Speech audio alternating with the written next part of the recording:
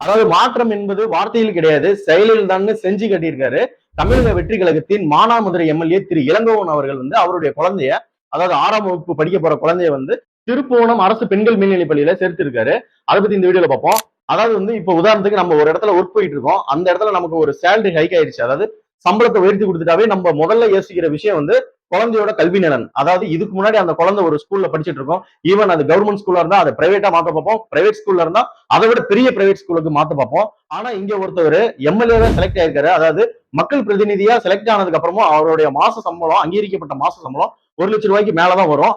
அப்படி அவருக்கு மாச சம்பளம் 1,00,000 ரூபாய்க்கு மேல இருந்துமே வந்த வழியை மறக்காம அவருடைய எளிமையின் உதாரணமாக மீண்டும் அவருடைய குழந்தைய வந்து அரசு பள்ளியில தான் சேர்த்திருக்காரு.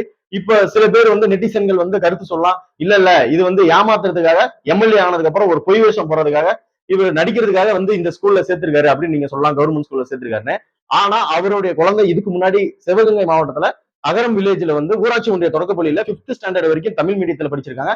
இப்ப 6th ஸ்டாண்டர்டும் தமிழ் மீடியத்துல தான் சேர்த்திருக்காங்க. பொதுவாகவே வந்து பணமோ பதவியோ வந்துருச்சுனாலே நம்மளுடைய லைஃப் ஸ்டைல மாத்திக்க பார்ப்போம். ஆனா இந்த எம்எல்ஏ அதே நிலையை தான், அதாவது வந்த வழி மறக்காம அதே நிலையை தொடர்றது வந்து ரொம்ப சந்தோஷமா இருக்கு. அது மட்டும் இல்லாம ஒரு சில பேர் வந்து பதவியும் பணமும் வந்துருச்சுனாலே அவங்களுடைய குழந்தைகளை வந்து இன்டர்நேஷனல் ஸ்கூல்ல தான் சேர்ப்பாங்க. அதை பத்தி உங்களோட கருத்துக்களை கமெண்ட்ல சொல்லுங்க. இந்த மாற்றத்தை நீங்க எப்படி பாக்குறீங்க? எனக்கு தெரிஞ்சு இதுக்கு முன்னாடி வந்து சகாயம் ஐஏஎஸ் அவர்கள் தான் அவருடைய குழந்தைய அரசு பள்ளியில சேர்த்திருந்தாரு. அதுக்கப்புறம் மார்க்சிஸ்ட் கம்யூனிஸ்ட் கட்சியில இருக்க ஒரு சில எம்எல்ஏக்கள் வந்து அவருடைய குழந்தைகளை வந்து அரசு பள்ளியில சேர்த்திருந்தாங்க. இப்போ தமிழக வெற்றி கழகத்தோட எம்எல்ஏ திரு இளங்கோவன் அவர்களும் அரசு பள்ளியில அவருடைய குழந்தைய சேர்த்திருக்காங்க. இந்த மாற்றத்தை நீங்க எப்படி பாக்குறீங்க? உங்களோட கருத்துக்களை கமெண்ட்ல சொல்லுங்க. தேங்க்யூ.